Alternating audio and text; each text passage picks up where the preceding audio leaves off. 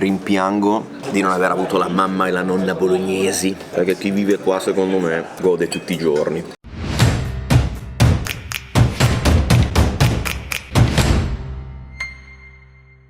E dalla bellissima piazza Santo Stefano, ragazzi, benvenuti a Bologna. Vi faremo vedere i nostri posti preferiti in città e soprattutto vi faremo vedere quello che assolutamente non vi dovete perdere. E per il primo posto di questo video siamo leggermente fuori Bologna, siamo a San Giovanni in Persiceto. Siamo all'antica osteria del Mirasole. 2 piatti bisogna prendere qua: tortellini con la panna d'affioramento e cotoletta alla bolognese. Talmente importanti i tortellini con la panna d'affioramento che ve lo scrivono anche prima che entriate dentro il locale. Entriamo. Si parte con 2 lambruschi, d'altronde qui non poteva essere diversamente. Siamo da Antica Osteria del Mirasole, nominata un sacco di volte miglior osteria d'Italia. È un posto veramente pazzesco, con alcuni piatti su cui lascerete il cuore. Primo fra tutti, i tortellini con la panna di affioramento, che sono una roba senza senso. Non li avete mai mangiati? Venite qua e dite: ok, non ho mai mangiato i tortellini con la panna in modo serio. E tra l'altro, pronti via, appena entrati abbiamo subito visto lo chef che tirava la sfoglia e li preparava. Vi facciamo vedere qualche piccolo estratto. E nell'attesa dei primi, oltre ai 2 lambruschi, uno rosato più d'aperitivo o uno grasparossa un po' più strutturato, ci hanno portato 2 piccoli snack, una crescente con la mortadella e la ricotta, perché qui ragazzi hanno anche il caseificio, è per questo che potete mangiare i tortellini con la panna d'affioramento.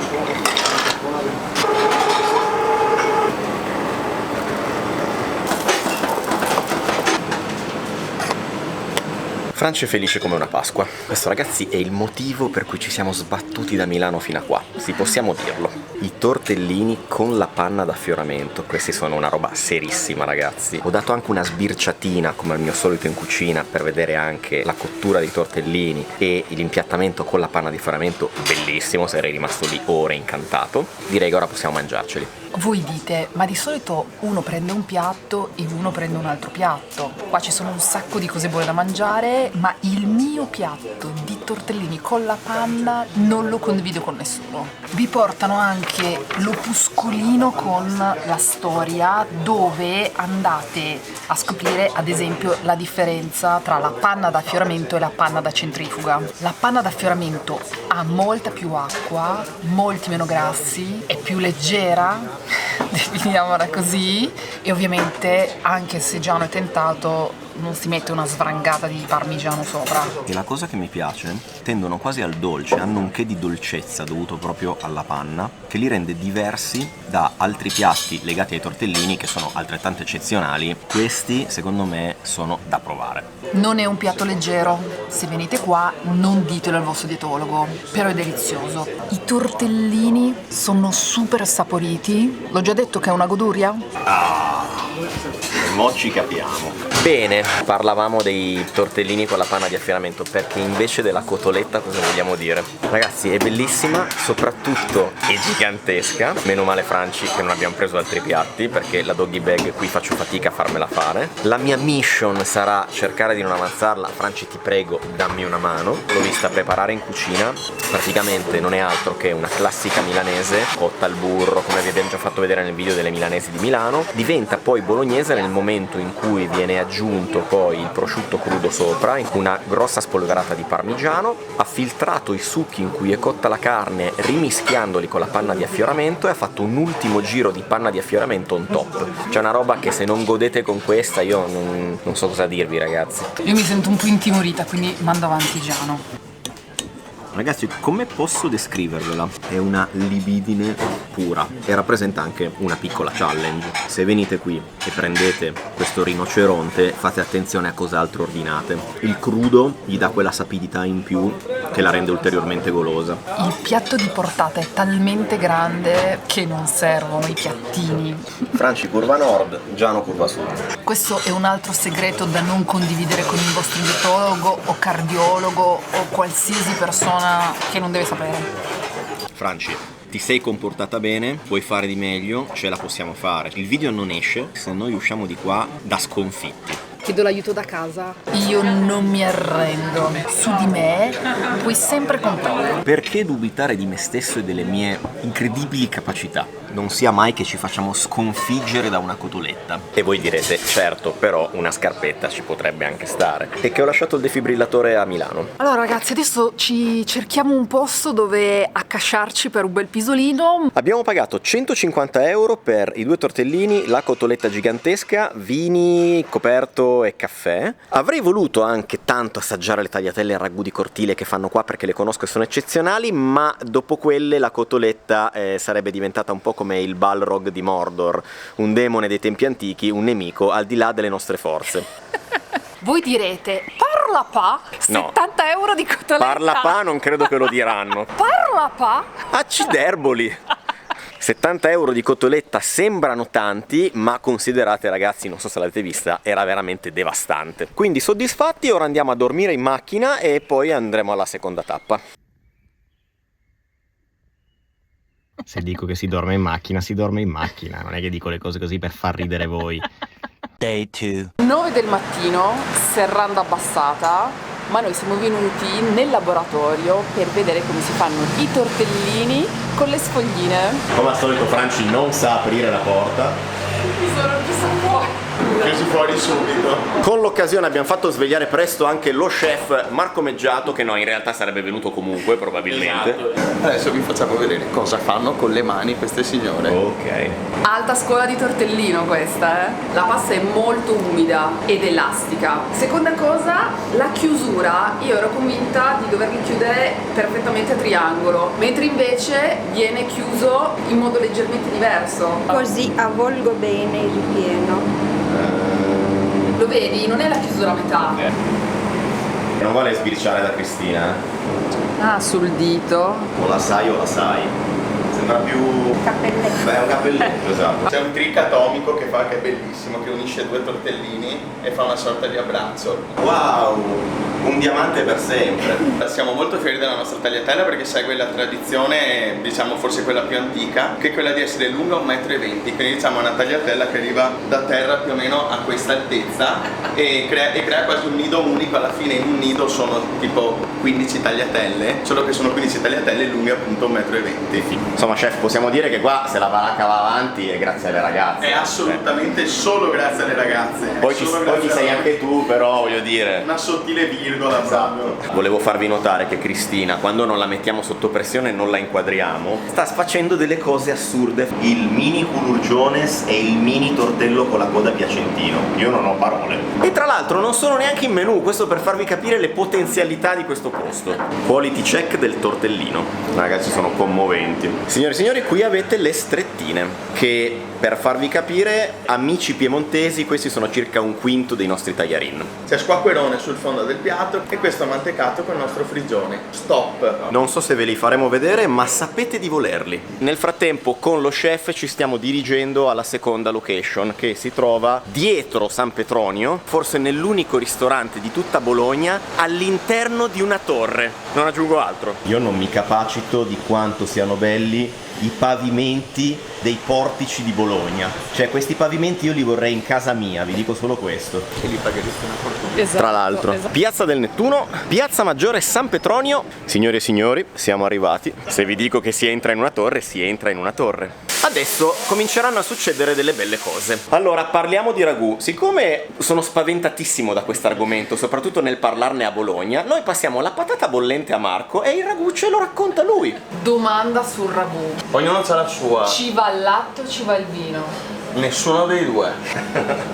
Non ci va né il latte, né il vino, né il pomodoro. Ci va il triplo concentrato di pomodoro. Ci dà la colorazione rossa, ma non il sugo di mantecatura. Partiamo dalla pancetta, dopodiché passiamo al diaframma e adesso arriveranno circa 3,1 kg di coppone di maiale. Questi tagli assieme riescono a fare l'equilibrio perfetto di grasso e struttura che serve al nostro ragù. Abbiamo scelto una pancia di maialino brado. Questo cosa consente? Di avere una parte di grasso leggermente inferiore alle pancette che ci sono di solito e quindi riuscire a ottenere anche una buona parte di carne, quindi dare morso, non solo grassezza. A dispetto di come molti potrebbero credere, il ragù a Bologna si macina col tritacarne. L'importante è avere una macinatura molto grossa. Il diaframma di manzo non andiamo a lavorarlo molto, perché a noi servono anche tutte queste parti. Daranno sapore all'interno del ragù nel momento in cui andiamo a tostare il fondo, ma andiamo a tagliarlo in due, non abbiamo necessità di tagliarlo in pezzi più piccoli. La pancetta, che è il più grasso, che ci dà una mano a mollare i primi grassi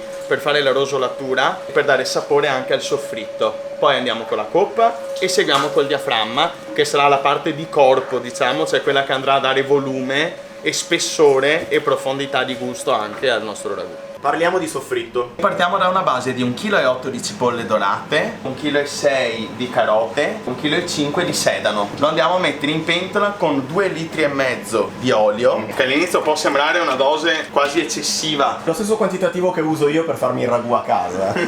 Adesso abbiamo il nostro soffritto, lo andiamo a inserire all'interno. Non avevo mai visto tanto soffritto tutti insieme. Tutto in un colpo. Le carni andranno messe in una sequenza tale che ci permettono di isolare il grasso e in più bisogna cercare di girare il meno possibile per far sì che molto rapidamente si sigillino e si sgranino il meno possibile, appunto. Come potete notare, l'olio sta venendo tutto a galla, il soffritto si è abbassato in questo caso, vuol dire che abbiamo quasi eliminato tutta la parte di acqua. Andiamo a inserire la pancetta, che è il nostro primo grasso, all'interno, senza muoverla più di tanto. Se guardate, la sto solo facendo entrare. Andiamo a mettere il coperchio per 5 minuti. Potete notare che, non avendolo girato molto, siamo riusciti a tenere questa grana ancora abbastanza grossa. Possiamo andare a inserire il secondo elemento, in questo caso, che è la coppa di maiale. Come vedete, sto mescolando dal basso verso l'alto in modo da rompere il meno possibile le fibre della carne.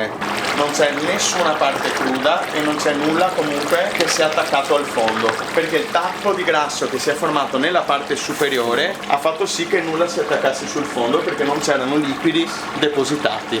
Adesso andiamo a inserire l'ultimo elemento, il diaframma. Tra neanche 2 minuti che mettiamo il coperchio vi faccio vedere che tappo di grasso si pone sopra. Abbiamo la parte di liquidi e grassi che sono andati a coprire completamente il ragù. Stiamo andando avanti a fiamma moderata e abbiamo dato modo ai liquidi di poter salire e non solo di emulsionarsi. Proprio in questo momento sfruttiamo questa parte di liquido per andare a mettere il triplo concentrato. Lentamente lo andiamo a girare all'interno. Sembra una puntata di mela verde. Questa nota più arancione che abbiamo adesso diventerà veramente color fuoco. E adesso dimentichiamo il nostro ragù per 9-12 ore. Franci, non so tu, ma mi è venuta una leggerissima voglia di ragù. Diciamo che io non so se confessare che non faccio neanche un passaggio come l'hai fatto tu, ma zero! Beh dai, non è vero. Ma io faccio la magliardatura. Il ragù deve avere una cottura per brasatura. All'interno dei suoi grassi, quella magliardatura in realtà avviene lo stesso, ma avviene molto più lentamente, capito? E all'interno del sugo. Lo definirei emozionante. Abbiamo una parte di grassi che devono ancora finire di sciogliersi. A fine cottura questa emulsionatura non ci sarà più, ma avremo solo un tappo di grasso che va a coprire il ragù e lo protegge. Scusate ragazzi, lo staff meal magari uno pensa, vabbè, si fanno gli spaghetti al pomodoro. No, cioè Pancetta di maiale brasata con il torto. E questo è il risultato finale. Later. Incominciamo con le crescentine, che noi decidiamo di accompagnare al friggione perché è una cosa pazzesca, meno scontata rispetto ai salumi, che sicuramente sono buonissimi, ma il friggione, ragazzi, è una roba di cui ci siamo innamorati. Crescentine stese poco prima del servizio, vengono fritte espresse ovviamente a ogni comanda. Diamo una piccola pressione verso il basso, che deve essere delicata perché deve farle gonfiare ma non strappare. Vedete come stanno soffiando? Se noi andiamo a immergerle in modo troppo forte rischiano di rompersi e di incamerare olio. Come notate non c'è nessuna traccia di olio e vengono servite calde insieme al friggione. E voilà! Sei contento delle crescentine? Sì, e anche che sia abbondante. Questo smodato quantitativo di cipolle serve per il friccione. È una cipolla che ha molto carattere, Ok. in quanto non contiene una quantità di acqua grandissima, perché viene raccolta, viene fatta asciugare un po' di giorni e poi ci viene consegnata. Adesso ne partiremo con 10 kg diretti in pentola e voi mi direte, ma non si soffrigge? Eh no, il frigione viene cotto per stufatura e si mettono tutti gli ingredienti all'inizio tranne la parte di pomodoro. 10 kg di cipolla dorata, 2,5 litri di olio d'oliva, Franci, prendi appunti che questo lo voglio rifare a casa. 170 grammi di zucchero e 150 grammi di sale. L'obiettivo di questa cipolla è che deve stufare ma non deve inscurirsi. Questo coperchio aiuterà ad accumulare una parte dei liquidi iniziali che poi andremo a perdere nella seconda parte di cottura senza il coperchio. Come vedete non ha fatto particolari tostature, è andato ad imbiondirsi. Il concentrato di pomodoro che inseriamo per primo. Sopra il concentrato la nostra passata di pomodoro. Andiamo a rimettere il coperchio e nel giro di un'altre più o meno 2 ore a fuoco lento abbiamo il prodotto finito. Al prossimo giro che avete per le mani una crescentina o una tigella, ordinate il frigione, fidatevi, evitate i salumi che già conoscete. Iniziamo signori con una rifermentazione in bottiglia a base di Gherchetto Gentile. Siamo siti a Monte San Pietro, esattamente quelli bolognesi, di una grandissima freschezza gustativa e allo stesso tempo una piccola parte di aroma. Qual è la modalità per mangiare le crescentine col frigione? E che ne so, io vi faccio vedere come le mangio io. Aprite questo magico cuscinetto, si forma una simpaticissima tasca e indovinate un po' cosa andate a inserire nella tasca? Questa bontà di cipolle sfragnate, ragazzi. E non avete altro da chiedere alla vita. Sì, la sensazione è proprio quella, la scarpetta di una cosa buonissima con un'altra cosa buonissima. Seguirò gli insegnamenti del maestro.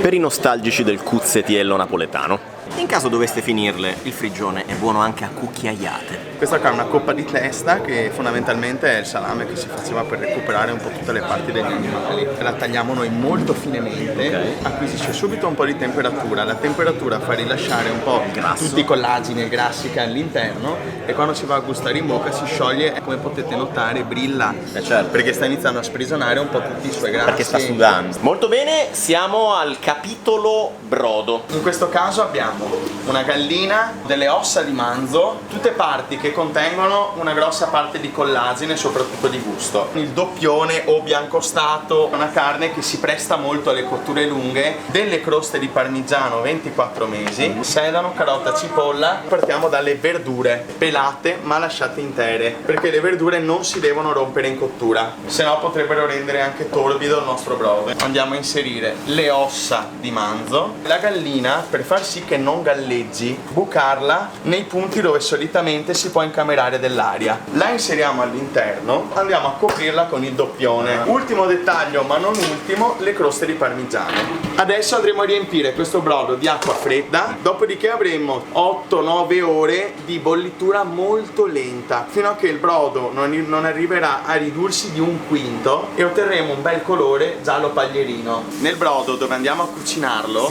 la pasta inevitabilmente ha un rilascio di farina e di una parte del glutine che va ad opacizzare il brodo, ma in piccola parte ad opacizzare anche il gusto. Noi poi andiamo a servirtelo con un brodo nuovo, in modo che non hai quei residui che hai perso. E dopo avervi fatto ampiamente vedere come fanno i tortellini, adesso finalmente li mangiamo. Sai cosa mi piace?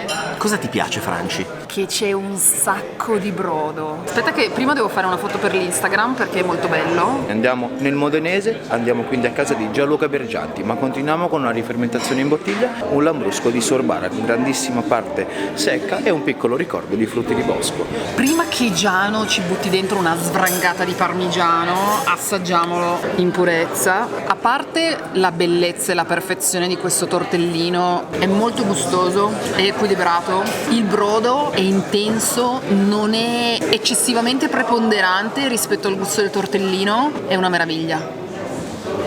Assaggio pre-svrangata. Ma secondo te c'è bisogno di aggiungere il parmigiano? C'è sempre bisogno di aggiungere il parmigiano, proprio nella vita. Il brodo è pazzesco. E come da tradizione, l'ultimo goccetto di lambrusco lo mettiamo nel brodo. Sono arrivate le tagliatelle al ragù che non vedo l'ora di raccontarvi e di farvi assaggiare. La cosa che non avete visto e che vi faccio vedere adesso, la cura maniacale dietro questo ragù, perché una volta pronto che cosa fanno i ragazzi? Raccolgono il grasso che è venuto in superficie e lo tengono da parte senza buttarlo. Nel momento in cui buttano le tagliatelle nel ragù, aggiungono un paio di cucchiai di grasso del ragù, un po' di brodo e lo coccolano come se fosse loro figlio. Quindi capite che io ora non vedo l'ora di assaggiarlo. Il parmigiano lo metto dopo, prima andiamo all'assaggio così. Queste sono le famose tagliatelle di 1,20 m. avvolgenza. Il ragù diventa super protagonista rispetto alla pasta, che comunque è buonissima. Non dite mai basta a un piatto così. In questo caso, signori, saltiamo in Romagna. L'azienda Villa Pappiano, sita in realtà a Modigliana, per questo vino in particolare, il Pre, ha deciso di selezionare delle uve in una piccola vigna molto antica nella città di Predappio, un sangiovese in purezza che fa un passaggio prima in cemento, in tonno poi. Le tagliatelle al ragù a Bologna sembra quasi un piatto banale, no? No, ragazzi, se Tutt'altro che banale. farlo bene è tutt'altro che banale. Noi che pensavamo di saper fare il ragù, Lo chef ha deciso di non seguire la mia ricetta e ha fatto bene. e ha fatto bene. Questi pezzi di carne che hanno veramente la loro masticabilità, non è una pappetta. Erano talmente buone, goduriose e iunte che non me la sono sentita di sbrangare il parmigiano. Abbiamo un nome a questo piatto, si chiama Facciamo felice Franci. Perché ho vagamente insistito per riuscire a prenderlo. Questo è il nostro tagliolino, quello molto fino, siamo su un quinto di una tagliatella. Sotto abbiamo dello squacquerone condito con il nostro frigione. Sono contento che sia arrivato questo piatto per farvi capire la versatilità dell'elemento frigione che vi abbiamo già fatto vedere. Il nuovo amore. Quando metto piede a Bologna io d'ora in poi vivrò per il frigione. No raga, altro piatto bomba. E come sempre capita quando veniamo a fare questi contenuti, devo ammettervi che questo piatto inizialmente non era preventivato, non avremmo dovuto prenderlo, poi ce lo siamo fatto raccontare dallo chef, ci siamo fatti intortare come sempre succede, Franci alla fine ha ceduto e quindi è arrivato anche questo piatto che sinceramente non vedo l'ora di provare. Se non ci fossi io, non assaggeresti tutti questi nuovi piatti. Allora, questo è meraviglioso, ragazzi. Questi io li chiamerei tagliarin, ma sono molto ma molto più fini dei tagliarin. Hanno 30 secondi di cottura, è buonissimo. La pasta è molto sottile, ma ha consistenza e morso in bocca. Si amalgama con il frigione in una maniera meravigliosa. E c'è un fondo di squacquerone. E sotto avete un fondo di squacquerone che, se possibile, rende il tutto ancora più goloso. E infine tornarono a rivedere le stelle. Che dire, molto rapidi perché non abbiamo grossi commenti da fare. Questo posto ci piace tantissimo perché esegue la tradizione I tecnicismi di Franci. in maniera esplosiva. Credo che la cura e la passione nelle preparazioni sia evidente in ogni passaggio, e quando voi mangiate i piatti godete. Se passate da Bologna e non venite qua, cosa siete passati da Bologna a fare? Abbiamo pagato 51 euro per i 3 primi che avete visto. Voi non vedete la parte in cui dobbiamo discutere animatamente perché vogliamo pagare tutto. In questo caso siamo dovuti scendere a un compromesso, quindi 51 euro è il prezzo dei 3 primi che avete visto più il coperto. Ci è stato gentilmente offerto il frigione iniziale e i vini. Detto questo, per noi un bel pisolo, per voi la prossima location. Day 3. Nuova tappa di questo video, ragazzi, non pensiate che a Bologna ve la cavate così con un paio di posti. Vi portiamo a mangiare un sacco di cose buonissime, tra cui forse la migliore lasagna della città. Siamo al ristorante Al Cambio. Cucina del Cambio, ragù che pippia. Matteo? Franci, c'è una ricetta depositata forse del ragù ufficiale alla bolognese. Yes. Però il bello è che qui ognuno comunque lo fa sempre in maniera leggermente diversa. Allora facciamo le debite presentazioni. Lo chef Matteo Poggi, Gabriele, e voi direte: e tutti gli altri dove sono? Sono loro, ragazzi. Tutto quello che viene fuori quando venite a mangiare Al Cambio viene fuori dalle loro mani. Allora, giusto per settare le aspettative e toccarla piano come al nostro solito, benvenuti nel posto dove con buona probabilità si mangia la migliore lasagna di Bologna. Avete un ricco menù che prevede ovviamente la degustazione, ma anche la carta con antipasti primi e secondi. Ma come sei bravo a presentare, Gianni? Questo come informazione generale per voi. In realtà noi abbiamo già le idee molto chiare e sappiamo perfettamente cosa va ordinato. Nell'attesa ci hanno portato un assaggio di mortadella che con le crescentine è la morte sua, ma abbiamo espressamente deciso di non fare un focus sui salumi per dedicarci ad altro. Perché non aveva senso sparare sulla Croce Rossa, tanto lo sappiamo bene che qua i salumi sono da 9, 9,5, no? Come dite, da 10? Da 10. Ti faccio assaggiare un lambrusco di Sorbara, un 36 mesi di Cantina della Volta. Parliamo di un'azienda fondata nel 1920. La svolta avviene con loro figlio Giuseppe quando decide di andare a studiare in Francia Champagne e iniziare a vinificare un'uva come quella del lambrusco, però rendendola estremamente elegante, molto fine. Molto bene, senza tanti fronzoli andiamo subito all'assassino. la lasagna. Fai una metà, che sia una metà. Sono concentratissimo. Non vedo l'ora, ragazzi. In realtà sto un po' bluffando perché la conosciamo benissimo questa lasagna. Io credo che in questo momento mi possano capire solo i bolognesi che hanno le nonne brave, quindi credo la totalità dei bolognesi probabilmente. Per tutti gli altri vedo tocca venire. Il ragù è ciò che fa la differenza, ovviamente. È bello grasso, goloso, ha struttura, ha profondità di sapore, le ore di cottura si sentono, giusto equilibrio di besciamella, di pasta. È quel piatto che vale il viaggio, ragazzi. Quello che mi piace di questa lasagna che ha la crosticina sopra, poi viene coperta dal ragù, quindi tu hai sia la golosità del ragù sia la croccantezza della crosticina e hai un sacco di besciamella. Inutile dire, ormai ci conoscete, che di questa lasagna conosciamo tutto. Abbiamo seguito passo passo tutta la preparazione e ci siamo svegliati stamattina presto solo per lei. Prego il servizio della regia. Quindi chef, da cosa iniziamo? Allora, partiamo dalla besciamella. Latte, farina, sale e burro. Creeremo il nostro roux classico in parti uguali di burro e farina. Andremo a legare il latte e aggiungeremo il sale alla fine per poi comporre la nostra lasagna. E con la besciamella direi che ci siamo. Allora, abbiamo un fondo di sedano intornato cipolla classico, pancetta e prosciutto per dare il sale, una parte di manzo, una parte di vitello, una parte di polpa di maiale e una parte di salsiccia. Doppio concentrato di pomodoro, vino in abbondanza, come quasi a brasare la carne. E niente latte. E niente latte soprattutto. E ora costruiamo la lasagna. Cioè, in realtà costruiscono. E per inciso, le lasagne di Matteo finiscono sul New York Times. Per il momento ancora no, io non gli porterei spiga. Sembra che Dovrebbero finire. No, Franci, venditela meglio. E la lasagna di Matteo, grazie a questo video, finiranno sul New York Times. Ci tenevo a precisare che trattasi di torinese che sta stendendo la lasagna. Quindi ci diceva Matteo che la lasagna bolognese da tradizione sarebbero 5 strati o comunque un numero dispari. Nel loro caso sono 7, avrebbero potuto essere 9 o 11. Noi la facciamo di 7 perché cerchiamo di farla più alta possibile perché è più bella da vedere. Come la chiamiamo, Gabri? A questo punto scatta la fase di porzionatura. Righello alla mano. 8.3, A 8.3 al millimetro. 8.3, poi 16.6. hai imparato a memoria i multipli. No, solo 8.3, 16.6. Infatti adesso ti aspettava quello dopo. Però sulla tavolina del 7,5 sono forte. Ah, perché dall'altra parte è 7,5, quindi 7,5, 15, 22,5. grande. Così nessuno può protestare che il vicino ha ricevuto una fetta più grande. Sono misurate al millimetro, non al centimetro, ragazzi. Quello con la stampi. Quello con la stampa al volo di sinistro, tra persone di 30 metri. Dai, quello lì. Ma no, non mi inquadrare che poi sui social succede un casino qua, se la diatriba Totti del Piero. La tua posizione è? Sedorf.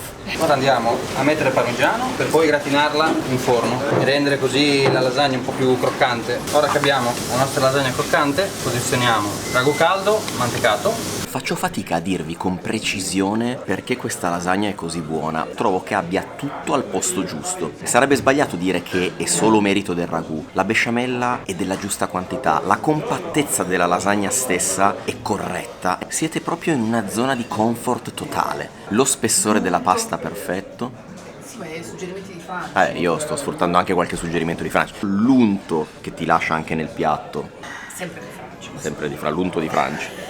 Dopo questa lasagna io non ho altre domande, vostro onore. Ma c'è un piatto che non ti puoi permettere di non avere in carta? Tipo che se lo levi dalla carta c'hai l'insurrezione popolare di... Lasagna, la lasagna. tagliatella, tortellini. Sono il motivo per cui la gente viene al cambio e... Ok. Siccome parleremo di tortellino anche oggi, approfondimento brodo. Per il brodo pentolone tranquillo, ci potrei entrare io lì dentro. Il concetto di doppio brodo nasce nel momento in cui con un brodo che tu producevi veniva usato come acqua per fare un altro brodo, per cui veniva usata a freddo con altra carne nuova e da quello partiva il doppio brodo. Quello che noi facciamo invece è creare un brodo solo con il doppio della carne rispetto a un brodo normale e meno acqua rispetto a un brodo normale, in modo che si intensifichino tutti i sapori e si crei un brodo doppio ma non stanco, per cui la cottura non è così lunga come in un doppio brodo, è un brodo più tecnico. Noi usiamo pollo, galline, ossa di manzo e doppione. Quindi prima si inserisce tutta la carne. Poi andiamo con le verdure, carote e sedano. Le cipolle andremo a tostarle. L'acqua è pochissima, giusto a coprire, e questo stasera è pronto per essere filtrato. Signore e signori, lo staff meal. Ragazzi, vi piace la mia rubrica nella rubrica sullo staff meal? Fatemi sapere nei commenti, perché è una delle cose più belle, sapere cosa mangiano gli addetti ai lavori. Questo si chiama brodo matto, è un brodo preparato con quello che rimane del brodo, del doppio brodo. Facciamo un altro brodo molto leggero di cottura veloce in cui cuociamo i tortellini, Che però poi verranno impiattati in questo brodo di carne. Queste stelline che vedi sopra si chiamano stelline del brodo, non è nient'altro che il grasso, no? Noi per renderlo uniforme in tutti i brodi che facciamo, quando andiamo a raffreddare il brodo, il doppio brodo, il grasso si separa e viene sopra. Quel grasso una volta freddo lo prendiamo, lo congeliamo in pasticche di un peso specifico e sappiamo che ogni singola pasticca è ideale per un pentolino di brodo. Piccolo goccio di brodo all'interno in modo che non si attaccano, e noi serviamo il brodo in un pirottino. Nel tortellino desiderate del parmigiano? È una domanda trabocchetto? La risposta giusta è no, Giano. È una domanda Lei conosce le tradizioni bolognesi. Io vado prima col brodo, esattamente come faccio quando mangio i ramen. È super piacevole perché ti prepara lo stomaco ad accogliere i tortellini. E adesso vado di tortellino. Belli carnosi, un bel morso, consistenti, la sapidità del ripieno che si sposa bene con il brodo. A me piace quando il piatto di tortellini rende equamente protagonisti il brodo e il tortellino. Il brodo ha quasi un colore dorato. Sono molto saporiti perché qui il brodo è doppio, è più concentrato e non c'è bisogno del formaggio. Andiamo su un Sangiovese riserva, il Monte Brullo di Costa Archi. Rimaniamo nel solco comunque dei vini autoctoni della regione, un vino che comunque presenta una sua spigolosità classica, però con una grandissima freschezza e acidità che è un elemento comune denominatore per la cucina emiliana. La preparazione del caramello che vi facciamo vedere andrà a finire in un dolce, ragazzi, che quando l'abbiamo assaggiato, ciao, che si chiama latte in piedi. Ah, quindi tu metti il latte condensato a bollire fino a quando diventa Lui cuoce? dulce de leche Esatto, quasi. più o meno così. Droga. È pericoloso questo. È pericolosissimo. Quante calorie sono questo cucchiaino? Buono buono. E qui invece abbiamo il vostro latte in piedi. È un dolce della tradizione bolognese, assomiglia molto a un creme caramel, ma è molto più ricco di rossi d'uovo. Si chiama latte in piedi perché se prendete il cucchiaio, lo affondate, sollevate e capovolgete il cucchiaio, se fatto bene dovrebbe restare attaccato al cucchiaio. Faceva sì che quando imboccavano i bambini non si sporcassero. Mi raccomando, se venite qui dovete assolutamente lasciarvi uno spazietto per prendere il latte in piedi. Mettiamo metà di questo latte condensato all'interno dell'impasto che stiamo preparando. Lì c'è una parte di panna e una parte di latte. E poi mettiamo all'interno delle uova, sbattute con lo zucchero. Poi in realtà sono solo rossi. Ha una consistenza molto cremosa. Vedete? Sta attaccato, super avvolgente, dolce, con una vaghissima puntina di salato, molto caramellato, goduriosissimo. E voi direte, vabbè, ma non cadeva perché ne hai preso poco. Ok, accetto la sfida. Qualsiasi altra cosa ordinerete sarà buonissima, ma non uscite senza aver preso questi due piatti. Sicuramente la lasagna e sicuramente il latte in piedi. Bene ragazzi, che dire dell'esperienza al cambio? Due cose veloci. La prima cosa che voglio dire è che io trovo incredibile come sia possibile che 4 persone, perché ricordo che si parla di 2 persone in sala e 2 persone in cucina, riescano a scaricare a terra una qualità di quel tipo, ragazzi. E l'esperienza in sala con Piero è memorabile. Prima che ci dimentichiamo, vi diciamo che abbiamo speso per i 2 primi più il latte in piedi più i vini un totale di 76 euro. Se venite a Bologna è inutile dire che in un posto così non potete non andare. E se avete la possibilità ordinate altri piatti oltre a quelli che vi abbiamo mostrato. E vi lasciamo con l'ultimo posto di questo video. Day 4. Ultimo posto ragazzi, siamo da Vicolo Colombina, che indovinate un po'? Si trova in Vicolo Colombina. Che dite, ce l'abbiamo ancora un po' di spazietto? Allora, per non farci mancare niente, siamo anche nella cucina di Vicolo Colombina. E io che pensavo di sapere cosa fosse una sbrangata di parmigiano. Questa è una sbrangata di parmigiano. E da qua viene fuori la cremina dove andiamo a tuffare i tortellini. La dura vita della Franci videomaker che si deve mettere fuori perché c'è la luce migliore ma schiatta dal freddo. Ho ancora un po' voglia di tortellini e di tagliatelle. Tigella e frigione per cominciare, anche se tecnicamente la tigella è lo stampo metallico in cui viene fatta la crescentina. E poi potete scatenarmi nei commenti per discutere, litigare, che bella calda, su quale sia il nome giusto e corretto di chiamarle. Mentre voi discutete, La scoperta dell'anno. Ecco sì, la scoperta dell'anno per noi, magari i bolognesi questa cosa potrebbe essere che già la sapessero. Io, a differenza di Franci, uso il friggione come se fosse Nutella. Ovviamente è una combo pazzesca. Mi piace molto il fatto che questo friggione abbia caratteristiche visive e consistenza in bocca diverse da quello che abbiamo provato da Marco in trattoria da me. Qui le cipolle sono più grosse, sono meno spappolate, hanno un po' di morso croccante e mi piacciono un sacco, così come mi piacevano quelle. Allora io sono in difficoltà, ragazzi, non so veramente cosa dire perché non credo che ci sia niente da dire. Questi due piatti li vogliamo fare in modalità ASMR da qua fino alla fine? Cosa dobbiamo commentare? Non parlano da soli. I piattini sobri bolognesi. Tagliatella bella spessa. Una modesta quantità di ragù. Il giusto modo di chiudere un video a Bologna. E adesso, ragazzi, quelli che vi abbiamo fatto vedere al Mirasole erano con la panna di affioramento. Questi sono in crema di parmigiano. Il tortellino è un ingrediente molto versatile. No, ragazzi, cioè non potete capire. Voi prendete questa crema di parmigiano e ve la potete iniettare direttamente nelle vene. Cosa non è? Con la panna di affioramento avete la dolcezza, qui invece c'è proprio la sapidità della crema di parmigiano che va a sposarsi perfettamente con il tortellino. Sì, lo so, mi hanno portato il parmigiano a parte, potrei aggiungerlo e di norma generalmente lo faccio, ma siccome mi sono appena drogato mezzo litro di crema di parmigiano dei tortellini, queste tagliatelle le mangerò così.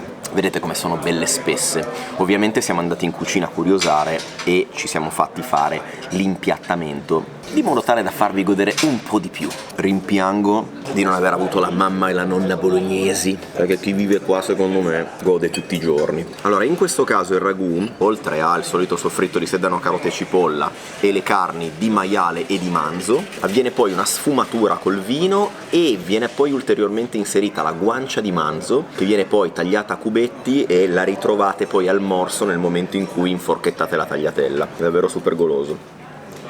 In questo posto, se siete amanti di distillati, liquori e amari, chiedete ad Antonio che ha una lista che non finisce più. Noi andiamo con l'amaro delle oche. Un amaro veramente bolognese, è un amaro fatto a poche centinaia di metri da qua, sentoli primari di lavanda e di agrumi, una piacevolissima piccantezza e un finale con note di cacao e fico. Anche questa quarta tappa ci ha soddisfatto non poco. Abbiamo pagato 53 euro per i piatti che avete visto, quindi il friggione con le tigelle e i due primi, amaro gentilmente offerto. Franci, io tirerei molto rapidamente le fila di questa 4 giorni bolognese che mi ha letteralmente sfiancato. Siamo morti ma felici. Inutile ricordarvi che questi non sono i posti migliori di Bologna, sono quelli che piacciono a noi. Sicuramente non abbiamo provati almeno altri 1000 altrettanto buoni. Scrivetecelo nei commenti e noi potremo rivederci al prossimo video.